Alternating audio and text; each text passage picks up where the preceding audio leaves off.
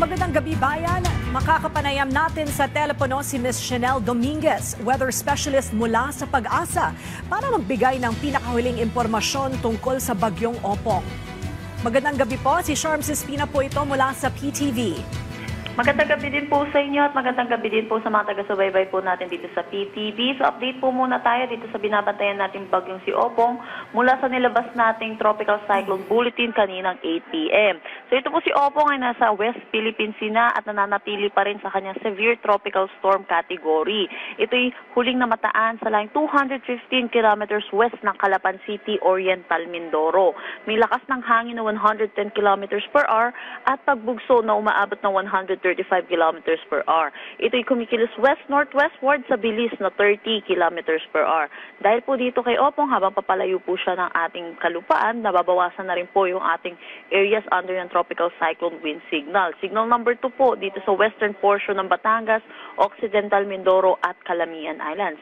Signal number 1 naman sa Pangasinan, southern portion ng Aurora, Nueva Ecija, Tarlac, Zambales, Bataan, Pampanga, Bulacan, Metro Manila, Rizal, Cavite, Laguna, rest of Batangas, Quezon, western portion ng Camarines Norte, Marinduque, Romblon, Oriental Mindoro, northern portion ng Palawan kasama na ang Cuyo Islands.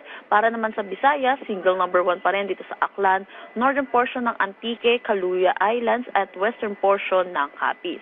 So nakikita po natin palabas na rin naman po ng ating Philippine Area of Responsibility itong si Opong, possible po bukas ng umaga or afternoon. At nakikita din natin yung pag-intensify niya into a typhoon category muli pag ito po ay palabas na po ng ating barhabang papalayo. So yun po, ingat pa rin po ating mga kababayan dahil inaasahan pa rin po natin, lalo na po yung mga under ng Tropical Cyclone Wind Signal, makakaranas pa rin naman po sila ng malalakas na bugso ng hangin at may mga pag-ulan pa rin po. Ayan po muna latest dito sa Pag-asa Weather Forecasting Center. Chanel Dominguez po, magandang gabi. May isang tanong lang po ako, no?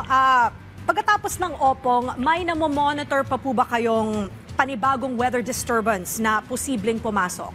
Sa ngayon po, wala po tayo nakikita, pero meron po tayong mga minomonitor na cloud clusters po. At patuloy po natin itong i-monitor kung magiging isang ganap na low pressure area sa mga susunod na araw.